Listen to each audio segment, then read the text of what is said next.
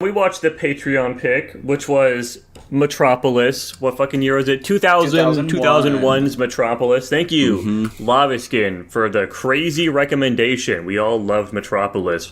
I guess I'll give the plot synopsis to this one. This is a funny movie because fucking Tanner and I were trying to like break it down after we watched it, try to like conceptualize what was happening. So I'm going to do my best to reiterate that in the synopsis here. So basically, we've got this is what the fuck? It's not an ambassador, but it's some Japanese guy and his. He's like an investigator, private investigator. Yeah, he's a private investigator. He's not a private investigator. He's a public one. He's sure. He's some investigator, and he's got some kid with him who I think is related to him. I think he's his nephew. He's his nephew. Okay, yeah, and they're trying to find Dr. Lofton or whatever his name is. He's some guy. Lafton, who, Terrence's just gonna correct me in every fucking thing I say. And because they're under suspicion of him using human body parts for robot creation. So they're on the hunt for him. At the same time, we're also seeing whatever the fucking evil guy's name is, I already forgot. He is trying to create, like, the perfect super robot android thing to basically, like, recreate the world with his, fucking, what the fuck is it called? The pyramid thing. The ziggurat. Yes, ziggurat. Man, this movie's really dense and I'm forgetting all the terms for it. I should not have been the person to describe this.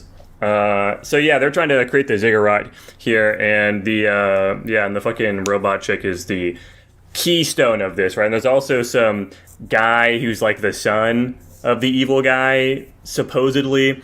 And he is trying to stop the robot girl from taking over because he thinks the evil guy should be the one in power and not the robot. So yeah, he tries to kill the doctor, or the doctor, whatever the fucking guy is, and then the robot girl that he's creating. Shit goes up in flames. Private investigator guys find the robot girl. The kid finds the robot girl. Private investigator finds the doctor in his notebook.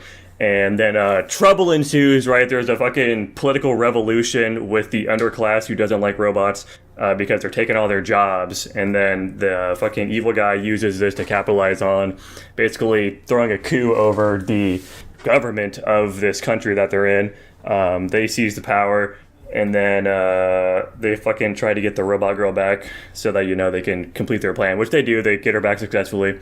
And then there's some confrontation scene where the robot girl is, getting turned into her true form or something, where she gets connected to the computer or something and can have full control over the robots. And she immediately is like, okay, I fucking hate humans. I'm going to kill y'all in like 30 minutes. Get ready.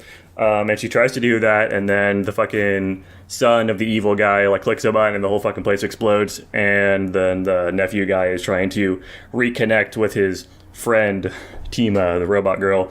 But she doesn't remember her and she falls to her death. And then later on, at the end of the movie, he's trying to like find the pieces of her or something, I think. And then the movie ends. Now, Dylan, what did you think of this film? Oh god, this is gonna be rough.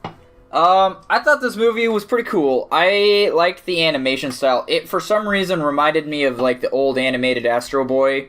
At least as far as I think his name was Kenichi, was concerned. You reminded me of Astro Boy a lot.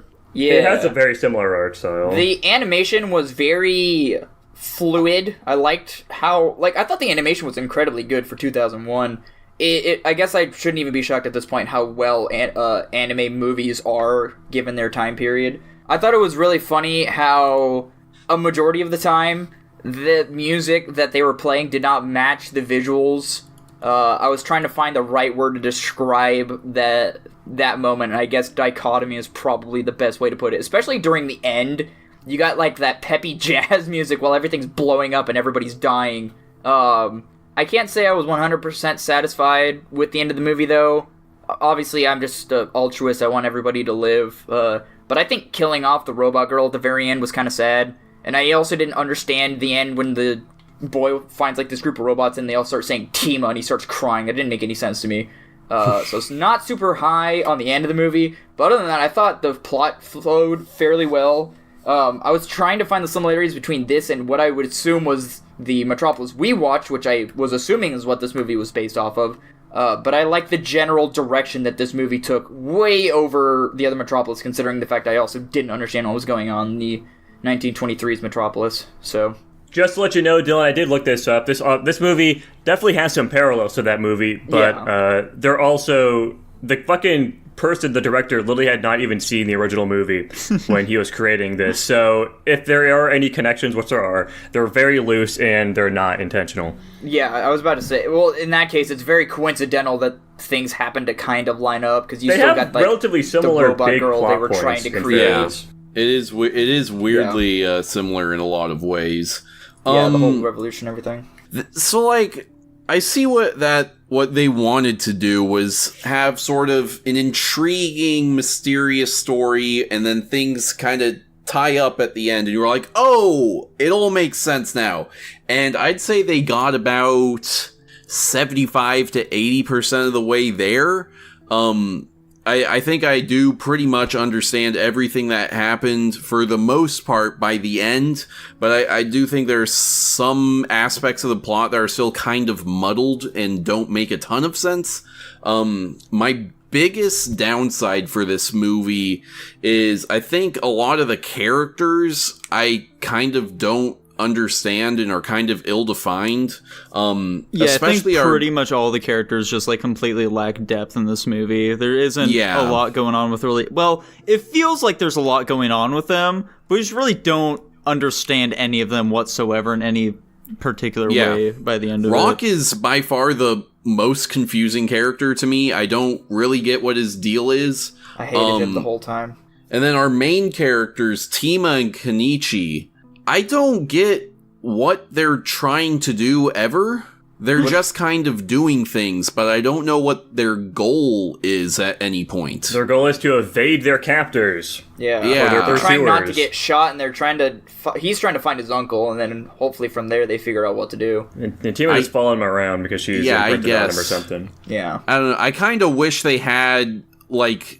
obviously, I get that a story, it's, part of stories that, like, oh, yeah, stuff will get thrown at you and you have to deal with it. I wish they also had, like, we need to do this, and things are getting in our way, instead of it just being like, well, we're here, oh, shit, there's some stuff we have to deal with. But overall, I think the world they built is really fucking cool. I actually really like it, and I thought the art direction... was really cool to me. I really liked it. I liked the way the city looked, especially. Mm-hmm. Yeah, I mean, the art, the world, that's all great. I think it looks very nice. However, in regards to, the characters are a big negative here for me, as well as just the overall theming of the movie, I feel is very muddled, and they really don't say much about any of it, pretty much. Fucking Tima especially, it's like, what the fuck am I? Well, what's really the difference between a robot and a human? All this shit. It's like, yeah, you present these ideas, but they don't say anything of substance about any of this shit, when you look at stories like, let's say, fucking Nier Automata, even fucking Star Trek and shit like this, they explore these sorts of concepts in some pretty good detail, where you come out of it being like, maybe I really do need to reevaluate what it means to be human, just shit like that. Whereas with this movie, it's like, I don't know what the fuck I'm supposed to take away from this at all. Yeah, I'd agree with that. I don't know, Jackson, how'd you feel about this one? This is a tough movie for me because, like with Tanner, I see what they're going for. I understand primarily what is happening, but I also think the characters are a massive shortfall with this movie just because they just aren't really fleshed out at all. Specifically, a lot of their motivations are pretty questionable, and we just don't really understand that. Plus, the whole, what the fuck is the point of this movie is a big question I have. What specifically were they even trying to say? Yeah. There's some big themes of, political unrest and stuff, and, maybe the ethics of robots working or whatever, but they don't flesh out any of these points at all. It's kind of like we're just watching some spectacle, and that's basically it. There's nothing of substance really happening. Specifically, though, what we were watching, that spectacle, was fucking incredible to watch. I think the animation was really, really good. It was super detailed. All the environments were really, really gorgeous. But also, there is a shortcoming to that being that they kind of suck themselves off a lot with some of the shots.